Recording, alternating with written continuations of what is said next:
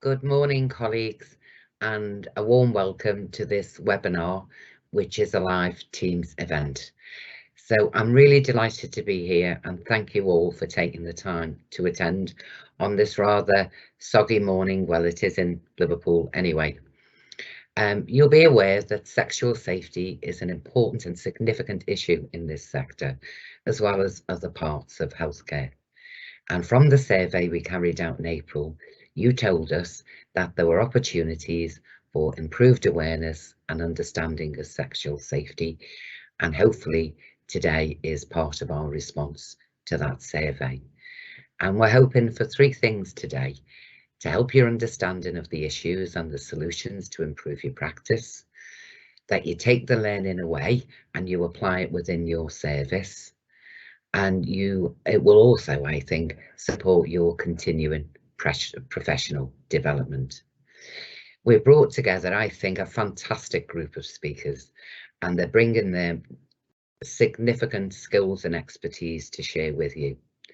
They represent key stakeholders, both in NHS trusts and private providers, and I'm really pleased that they're willing to give their time and their knowledge today to make this an effective learning event for you. Before the event, we sent you an evaluation form. I think you should have received that on Friday, and it is posted in the chat. And the first question asks you to score your knowledge before the event. So if you can, completing this now would be really helpful. And I think it's also important to say, for those of you who would like one, we can provide a certificate of attendance for your continuous professional development portfolio. So please don't be afraid to ask. But before I hand over to Helen and before the presentation starts, I just wanted to say that we know that ambulances are a vital part of our health service, and that in these extraordinary times you are facing tremendous pressure due to the unprecedented demands right now. And that is why I'm even more delighted that you've taken the time to attend today, and I really hope that you find today valuable. A huge thank you to all of you, and what I think is looking to be a tremendous event. So thanks again. And can I now hand over to Helen Vine, who will explain to you today's housekeeping. Thank you. Good morning, everyone. Just to explain, this is a Teams live event, which means only the scheduled presenters are able to speak. So you as a participant can use the chat function at the side of the screen to ask any questions or make any comments. We do have quite a lot to cover, and we'll do our best to stick to time. We will move through the presentations, allowing everyone the allotted 10 minutes for their presentation. We have a scheduled 10-minute break partway through the morning. However, please take care of yourselves in any way you need to at any time. We recognise the sector is under great pressure currently, so this event is being recorded and will be shared afterwards for those unable to make today. And it will also be shared on CQC's YouTube channel. We may be able to answer some questions during the session, and all the others we will capture in a frequently asked questions document, which we'll circulate after the event. Whilst we work together today, please be non-judgmental, respectful and supportive. We are aware that this can be a difficult and emotive subject. After you have completed your evaluation, you will be issued, as Anne said, with a certificate of attendance, which can be used towards your continuing professional development. And now I have great pleasure in handing over to Anthony Marsh, National Strategic Advisor of Ambulance Services.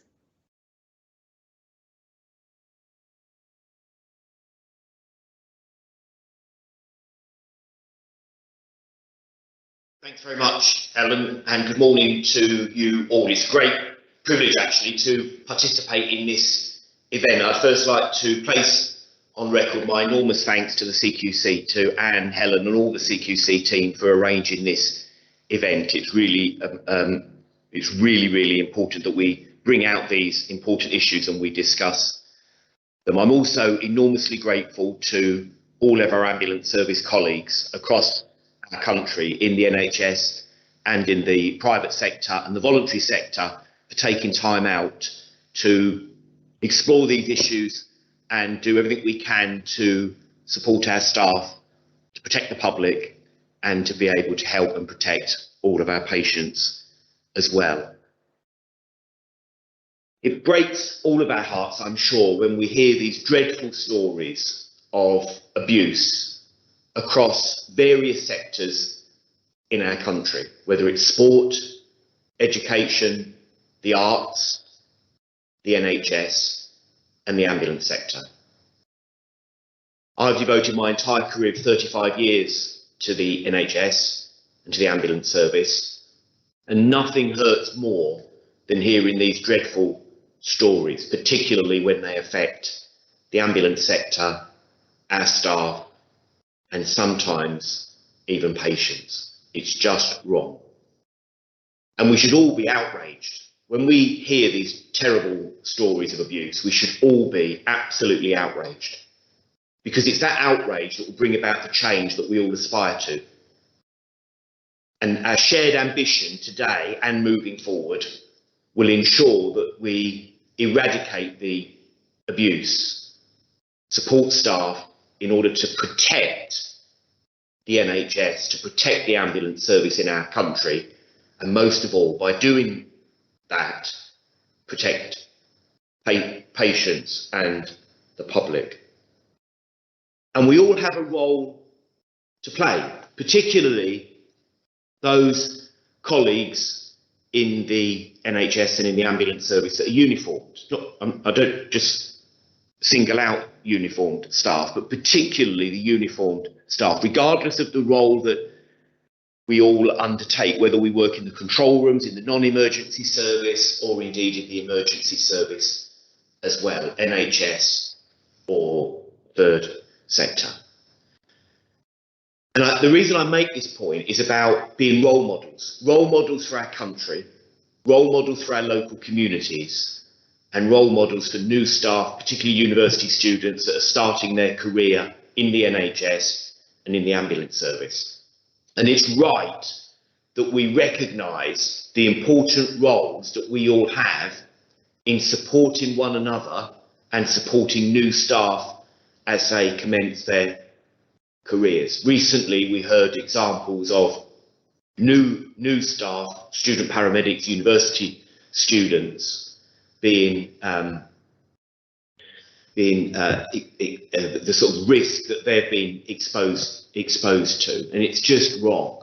So we do absolutely need to recognise the important role that all of us perform, both individually and collectively, and maintaining confidence in the service is absolutely vital in order to attract the very best individuals that we can to work in the ambulance service, whether it's the PTS service, 111, the control rooms, and paramedics and other frontline clinicians on the front line, and of course all of the corporate functions as well. We want the ambulance service in our country to continue to be the best in the world. And in order to do that, we need to be able to attract the very best people. We need to be able to protect all of our colleagues when they're at work, and of course when they're off duty. And we also need people to be able to give of their best every day. And there's a really strong evidence base that would assert that if colleagues are distracted by whatever stresses are present, then individuals are distracted and therefore not able to give of their best every day, and therefore patient care could sometimes be compromised. So it's absolutely right that we create and sustain an environment at work and out of work whereby our people are constantly and always able to give of their best and therefore provide the very best care for patients. So the role model, I think, is really important, and maintaining confidence in the ambulance service for the public and of course for our patients is all really, really important. So again, on behalf of the national team at NHS England and NHS Improvement, a really, really big thank you to all of you for participating in today's event. I'm sure we'll all find it really interesting, and all of us be able to find something to be able to take away to our respective organisations to improve the service that we provide to our patients. And again, a big thanks to all of the expert speakers as well that will be participating in today's event. You're doing a great job, and I'm enormously proud of all of you. So big, big thank you for everything that you do every day, helping patients as well. Helen, I'm going to stop there, but very happy to take any questions during today's event. And it's now my very great pleasure to introduce the chair of the Association of Ambulance Chief Executives, Daren Mochrie. Thanks very much.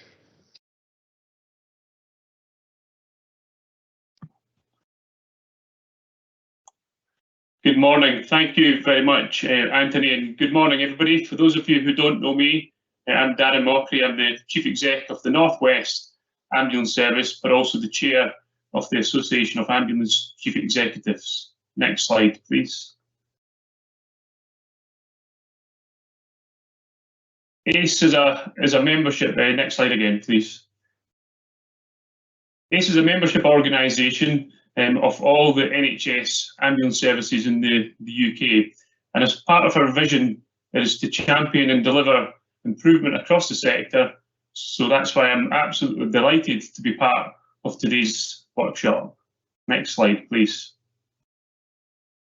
ACE is supporting the UK ambulance sector to be providers of choice, employers of choice, and partners of choice. And we recognise that we need to do all we can to ensure the safety of our staff and patients. Next slide, please. We're not starting from scratch, however. Our National Ambulance Safeguarding Advisory Group undertakes work on behalf of the sector and reports into our National Quality, Governance and Risk Group. The group share best practice, review data and benchmark, and work on sharing learning and improvement across the sector. So it's great to see some of our colleagues from the group on the seminar today. Next slide, please. So finally, why is it important? Well, it's important because we must do all we can to protect our staff and patients and provide them with the best possible working environment and provide them with the best possible care we can. So we welcome the work the CQC are doing, shining a light on this important issue. It's great to see us all come together today. We know that we need to work together because our staff work across the sector, whether that's NHS, whether that's independent or other organisations, and we know that patients also move across organisational boundaries too. So it's great to see the independent sector, NHS, regulators, the colleges, all come together collectively to respond to this important issue. And I very much look forward to today's discussion. I'm going to hand over now, I think, to Howson, Chair of the Independent Ambulance Association. Thank you. Thank you, Daren, and good morning. I'm Howson, Executive Chairman of the Independent Ambulance Association, and thank you for this opportunity to contribute to this morning's webinar, which we very much welcome. It's really good to see so many people present today, shining a light on what is quite a sobering subject.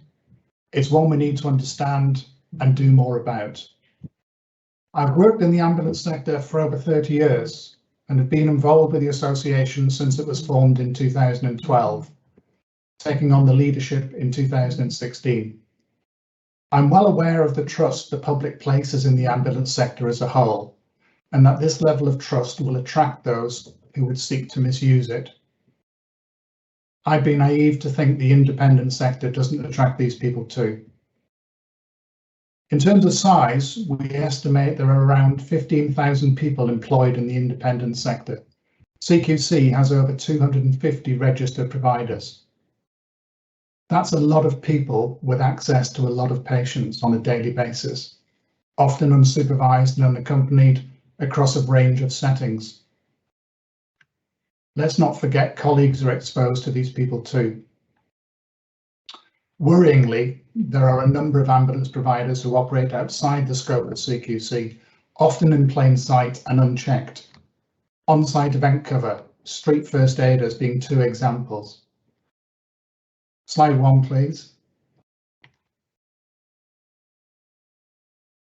If we're to minimise the risk to patients and staff, my first contribution is to say that today is more than just about DBS checks and employment references. DBS checks, and we'll hear about those later, as good as they are, don't capture all the bad people. And employment references, let me be candid, they're usually factually accurate, but can be fairly meaningless. They started on this date, they left on that date. When was the last time you wrote or read a reference that said, we terminated their employment because of, or they left before their disciplinary hearing? This is a sector that's constantly recruiting, so finding a new job isn't difficult. Facebook posts advertising immediate starts. Starting an ambulance business isn't difficult, nor is writing your own reference. Slide 2, please. As an association, we're very clear that there should be no hiding places in the sector for those who would seek to abuse their position of trust. This will require joined up working and collaboration between employers, the regulator, local authorities and similar, particularly the share of information. Please include and involve us. We'll hear later this morning from Grant de Jong from the Health Practice Associates Council, who can provide a vital reference point for safer recruitment in the sector. Slide 3, please.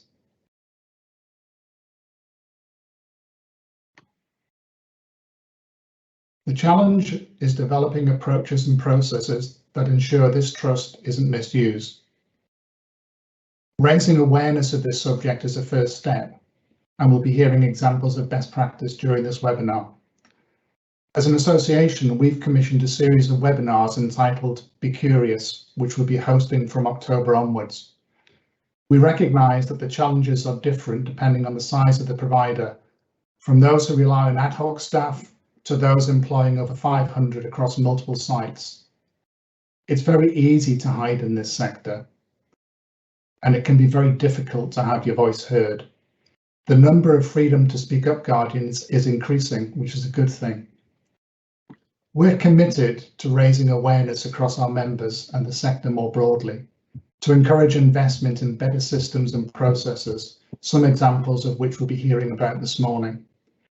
We want people to be curious, to be able to ask questions, to raise concerns, and have confidence they'll be listened to. You can't buy trust, but you can earn it. Thank you again for this opportunity to contribute to this webinar. We look forward to the next steps. I now hand over to Liz Ratcliffe from NHS England.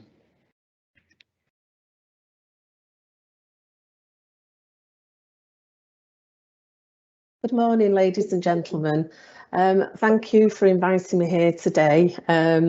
It's been a long time in the coming, this conference. Myself and Helen have been really looking forward for this opportunity to get safeguarding out there on the map, so to speak. So my first slide is really just to explain where NHS England come into this, and particularly my role. So if we're looking at the roles and responsibilities of NHS England and improvement, the Regional Safeguarding Lead, which is what I am, has delegated responsibilities from the National Head of Safeguarding and form a wider team to support safeguarding across the systems. So in fact, there's 7 of us across the country, well, across England, which support the safeguarding agenda and support Kenny's team. We provide oversight and assurance of all aspects of the health system. We support influencing policymakers and engaging with professional bodies. So we have quite a wide remit across the whole health interface, including independent providers and contractors. We turn policy into strategy for delivery of the frontline, and I think that's a real key area of work in terms of helping and supporting frontline staff to understand why changes are made. We support the discharging of NHS England commissioning responsibilities, and again we have a key role in the oversight and assurance in those services. We work towards the safeguarding, accountability and assurance framework, and that demonstrates our key responsibilities. If you manage to have a look at that, it is online, that document. The Chief Nursing Officer in England, Ruth May, has accountability for safeguarding for health, and she delegates that to the regional chief nurses. We consider ourselves a critical friend. We do a lot of work in conjunction and in partnership with our other agencies and other statutory bodies. We also look and support areas of concern from safeguarding point of view and a safeguarding lens. We have a look at what's going on in organisations, and we are that critical friend. We're not there to apportion blame, we're there to give that support and support changes if they are required. And that moves us into supporting improvement in practice. What we want to think about is preempting areas that could go wrong. We want to try and get there first, look at what could go wrong and support that improvement to ensure things don't go wrong. We need and ensure a safeguarding effective practice across all our health systems, and that's no easy task. So our job is to make sure that we have staff competent and are able to work in safeguarding. And one of our colleagues mentioned that before. Safeguarding isn't just when you're a qualified member of staff. It isn't when you start your career. It isn't when you finish your career. It goes throughout the whole of your career, and it also goes throughout your personal business. In 2018, NHSE and CQC were asked to set a task and finish group. And as you can imagine, it's now 2021 and the finish of this group is still going on, so it's not finished at all.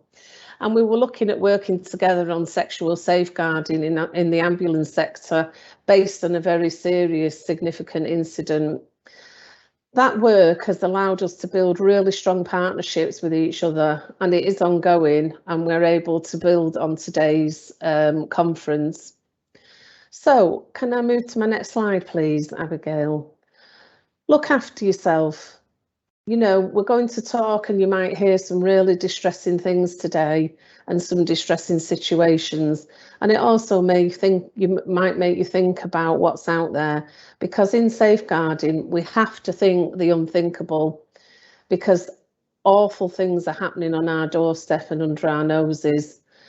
But we also recognise that we are people living in society, and some of us may have experienced some very distressing situations.